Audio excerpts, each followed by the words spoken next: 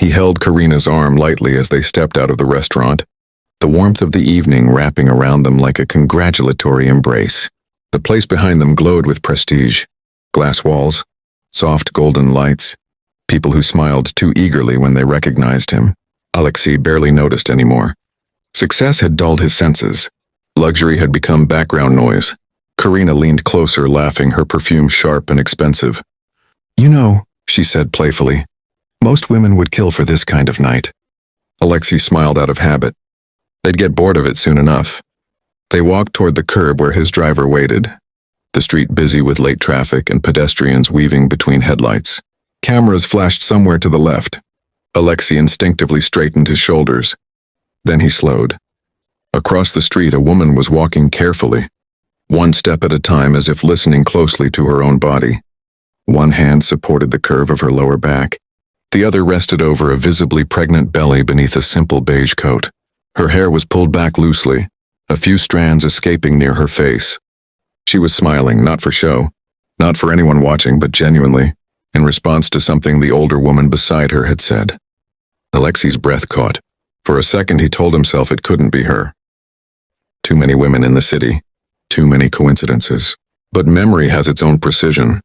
He recognized the way she tilted her head when she listened, the subtle crease near her left eye when she smiled. Irina. The world seemed to narrow to a single point.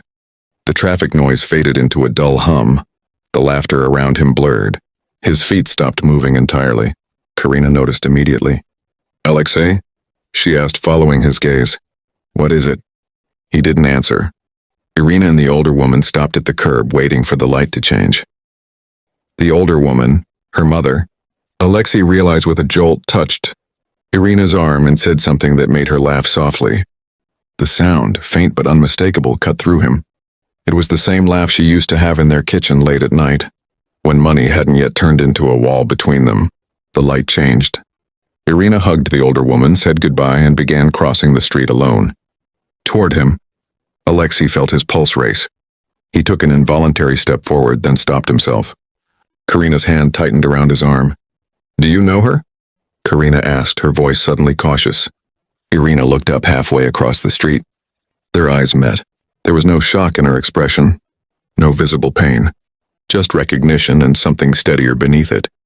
She slowed, then stopped a few steps away from them. "Alexei," she said calmly, as if greeting an acquaintance. "Good evening." He swallowed. "Irina, clean." He turned to watch her go, his chest tight with something he hadn't felt in years, regret unmasked. "Is it yours?" Karina asked quietly. Alexei stared at Irina's retreating figure. He didn't answer, because any answer would have been a confession. The penthouse was silent except for the distant hum of the city below. Floor-to-ceiling windows reflected lights like constellations, but the view felt hollow tonight. Karina wandered through the space, touching polished surfaces, commenting on art she didn't recognize. Her voice echoed slightly, as if the apartment itself were uninterested. "You're distracted," she said at last, stopping near the windows. "You barely spoke after dinner." Alexei poured himself a drink, the amber liquid catching the light. "I'm tired." "You saw her," Karina said. It wasn't a question. He sighed, rubbing his temple. "Yes." "And she's pregnant." "Yes." Karina crossed her arms. "You told me you didn't want children." "I thought I didn't," he replied quietly. "I thought I wanted freedom, simplicity." "And now?" she pressed. He took a sip he didn't enjoy. His mind replayed Irina's calm voice. The way she hadn't asked anything of him. Not money, not explanation, not acknowledgement. "Now I think I confused control with freedom," he said. Karina looked away. "Do you still love her?" The question landed heavily between them. "I don't know," Alexei admitted. "But I know I didn't deserve her patience. And I know she doesn't need me anymore." Karina nodded slowly, absorbing this. "Then maybe you shouldn't pretend you're ready for someone else." She picked up her bag. "I'm going home." He didn't stop her. Across the city, in a modest apartment filled with soft lamplight, Irina eased herself onto the couch. She exhaled slowly, the encounter replaying in her mind, not painfully, just thoughtfully.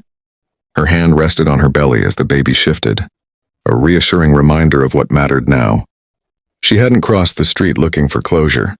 She hadn't needed it. Alexei had been a chapter, Important, formative, but finished. What lay ahead was quieter, harder, and infinitely more real. Outside, the city moved on. And for the first time, Irina felt no urge to look back.